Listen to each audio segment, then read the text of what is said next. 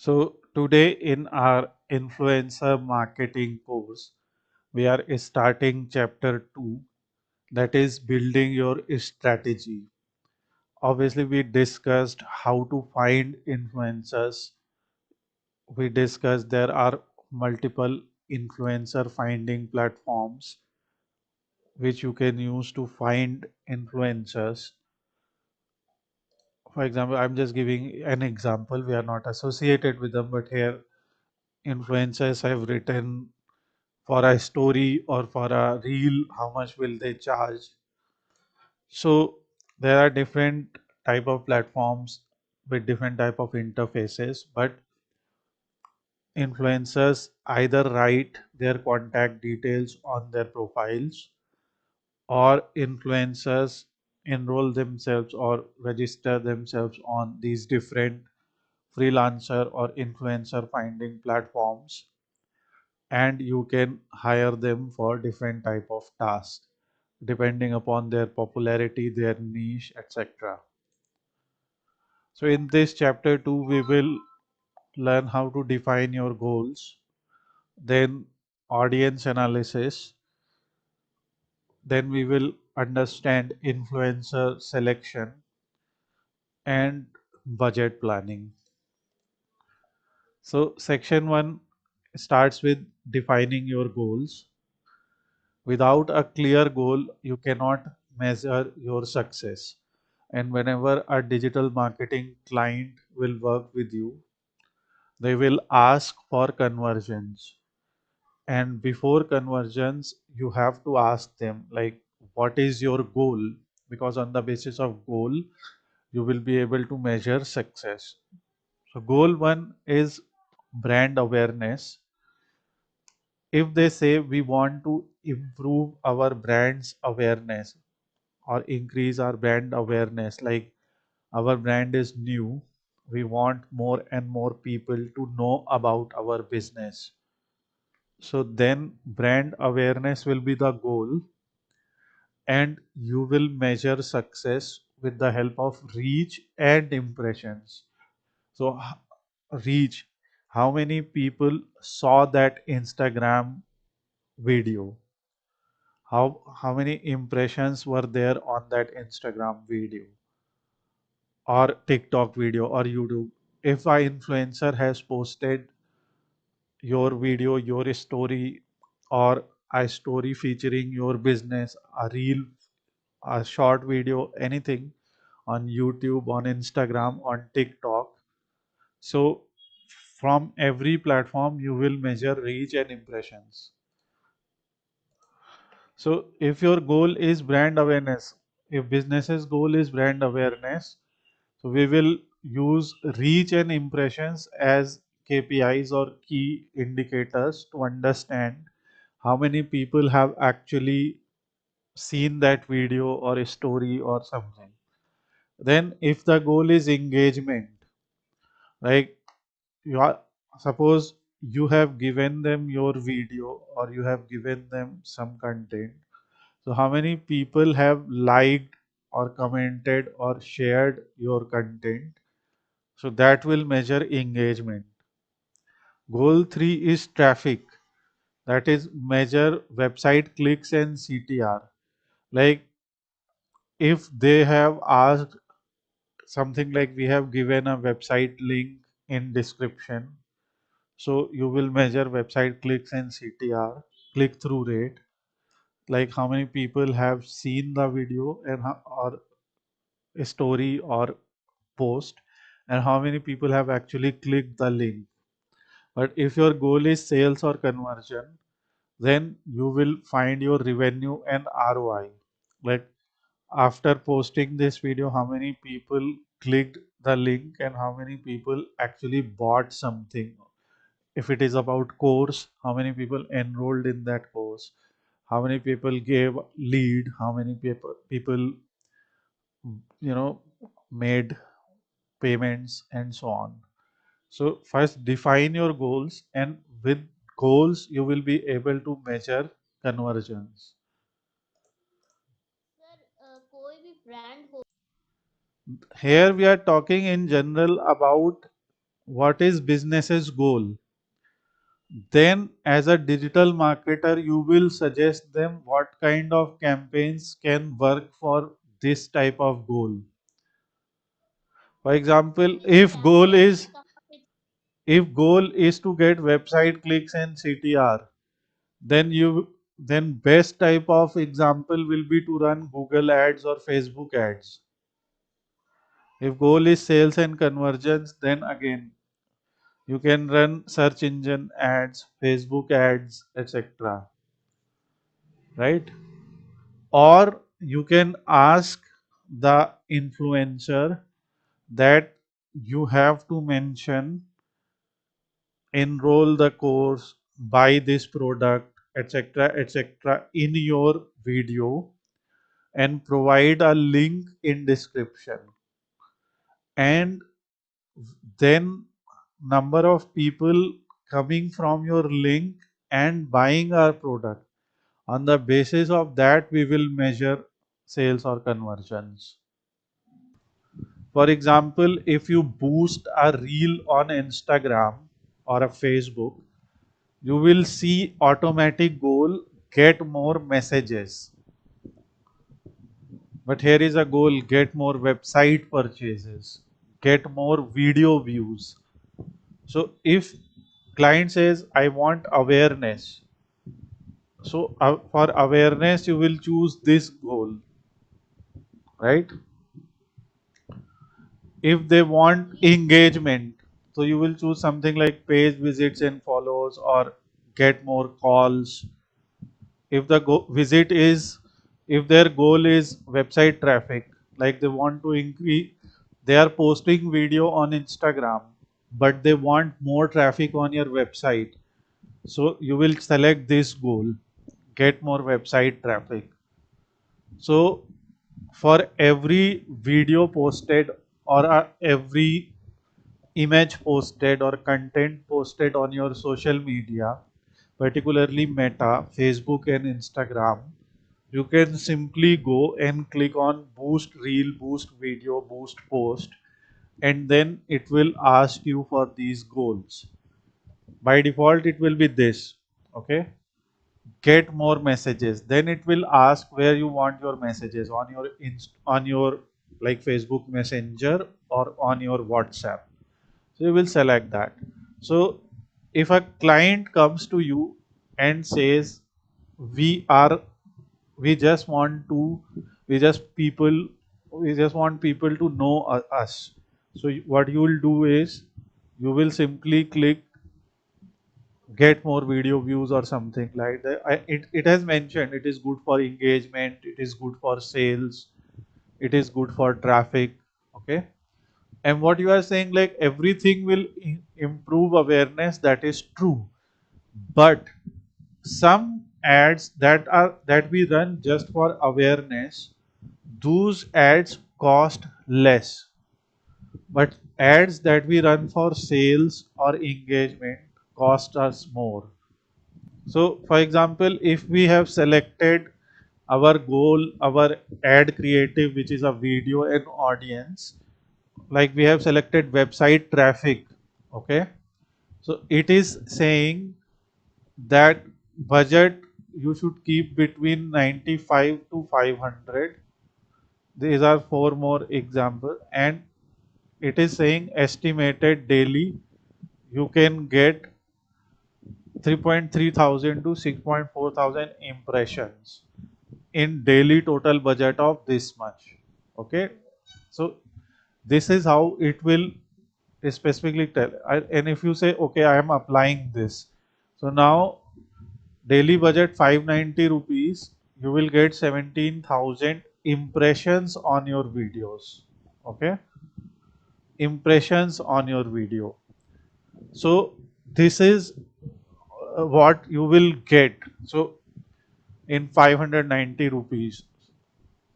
But this will only increase impressions if clients but goal is sales and conversions or website traffic.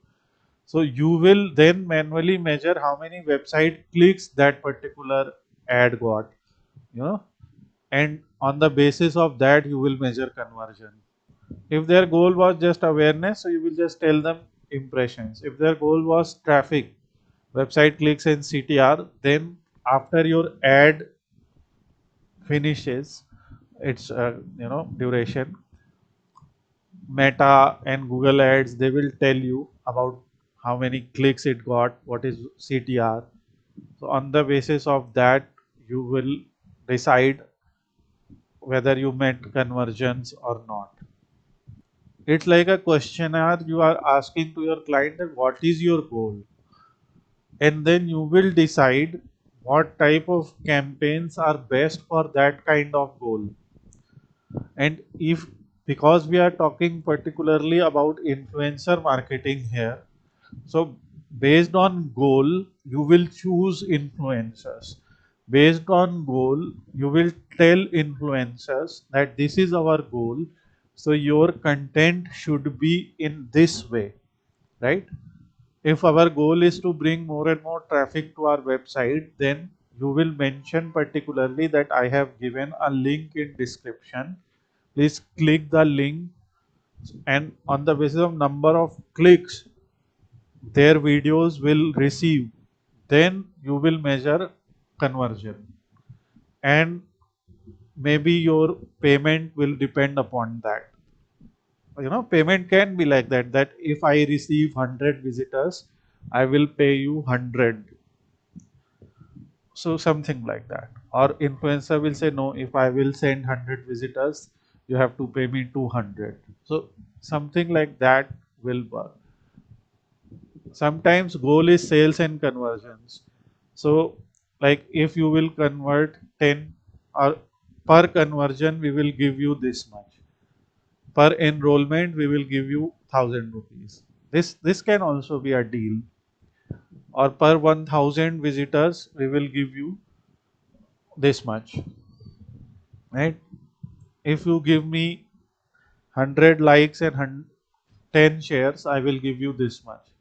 So this is how your contract or your agreement will become. Now we move towards a smart goal framework, that is specific, measurable, achievable, relevant, and time bound. Like, you also have difficulty understanding like how goals will be defined. So for that we have a framework called SMART. Clearly define what you want to achieve. Then quantify your goals with metrics. Like if you want to achieve awareness, then metrics will be impressions. If you want to achieve your course enrollment, then measurement will be number of enrollments. Achievable. Like you cannot say I want 20,000 enrollment in the month of December or in the month of August and I have 1000 rupees, right? You cannot do unrealistic targets. Your target should be realistic within your budget. Your target should be relevant, aligned with the overall business objective, and time bound. Like set a specific timeline. Like in next 2 months, I want this much traffic on your website. One example is increase website traffic by 30% in 60 days through 5 influencer partnerships with macro influencers in the fashions niche targeting 50,000 plus followers. Next is selection of audience. This is generic digital marketing basis and it applies to influencer marketing campaigns also. Know your audience before finding influencers. Demographic decide what is age, gender, and location of your targeted audience, their income level and education, their occupation and lifestyle. These are called demographics. Then there are psychographic points, values and interest, pain point and goals, preferences and habits, and their online behavior. What kind of platform do they mostly use? Their content preference and purchase behavior. So once you will understand your analysis or audience, then you can get this. So Even if you will simply say ChatGPT that my business is uh, simply mention this to ChatGPT, my business is this. Tell me the demographic, psychographic, and online behavior for my audience. They will give you those points. And obviously, if you are a business, you must know this, like what is your target line, what is your buyer persona, what is your ideal customer profile, and on the basis of that you will find influencers who are reaching that kind of audience. So then only you will meet your goals easily.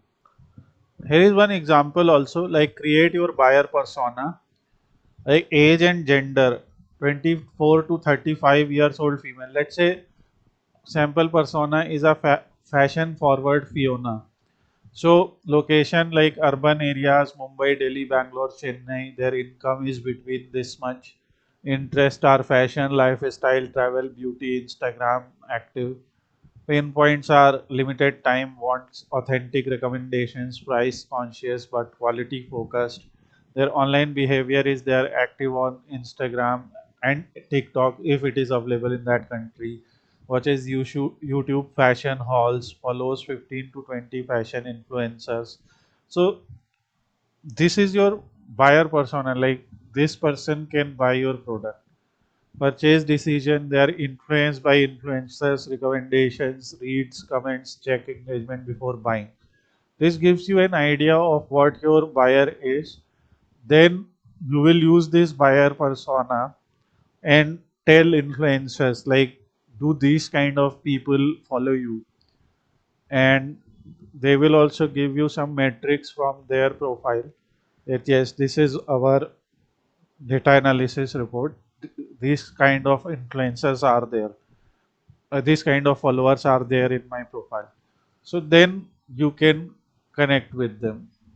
So suppose you are meeting 10 influencers, or you post on Facebook or social media that I am looking for influencers who have this type of audience, then they will contact you or you will contact them, and then you can decide per reel how much will they charge, how will they promote your business, if they need a product how will you send them the product, what will they do with that product, will they have to return your fashion products or they can keep the fashion product, is it a barter deal or is it a barter plus paid deal or is it a just paid deal, something like that. So this is how you will contact them. For example, this is a followers, this is some data shared by someone, and it is showing top locations, age range. So these type of insights can help you in deciding whether this type of influencer is correct for you.